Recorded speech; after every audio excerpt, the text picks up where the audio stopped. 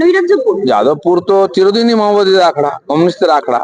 আর সব ওইখানে আপনার ঘর में कुत्ता भी शेर होता है, যাদবপুর ক্যাম্পাসের ভিতরে না কোনো রাজনৈতিক অস্তিত্ব না কিছু। কিছু পুরনো লোক আছেন যারা তাদের অস্তিত্ব টিকিয়ে রেখেছেন, আর যারা নতুন ছেলেমেয়েরা যায় তাদের মাথাকে ওইখানে করা হয়। দিল্লিতে এরকম চলেছিল, আজ হিম্মত নেই ওখানে কিছু করার।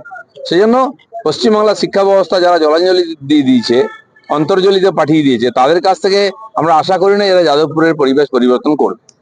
দিলীপদা, যাদবপুর নিয়ে হাইকোর্ট অর্ডার দেওয়ার পর, হাইকোর্টের গাইডলাইন দেওয়ার পর, এফআইআর এ ব্রাত্য বসুদের নাম দেওয়ার পর গতকাল দেখা গেল যে সেখানে ব্রাত্য বসুদের নামে এফআইআর হওয়ার পর রাজ্য পুলিশ সক্রিয় হলো প্রায় 7 দিন পর। থামতে বলো। না না না, রাজ্য পুলিশ না সরকার, এদের উপরে কারো ভরসা নেই। বাড়ির ঝগড়া থেকে আরম্ভ করে রাজনৈতিক সমস্যা সবকিছু কোর্টে সমাধান হয়েছে, তাহলে সরকারকে নির্বাচিত করেছে কেন? পুলিশের এফআইআর হয় মন্ত্রীর বিরুদ্ধে, তখন পুলিশ সক্রিয় হয়। কিন্তু ওই যে ঘটনা ঘটছে, এই সরকারের হিম্মত নেই কেন ওখানে ঢুকিয়ে পুলিশ যারা এই ধরনের শিক্ষা সংস্থানের পরিবেশ খারাপ করছে বা অসামাজিক গতিবিধি করছে তাদেরকে কেন সাহায্য করছে না? তারা তো ক্রিমিনাল। ছাত্র নাম দিয়ে যা ইচ্ছা করা যায় না। ভিসির এই অসুস্থতাটাকে কি স্বাভাবিকভাবে দেখছেন?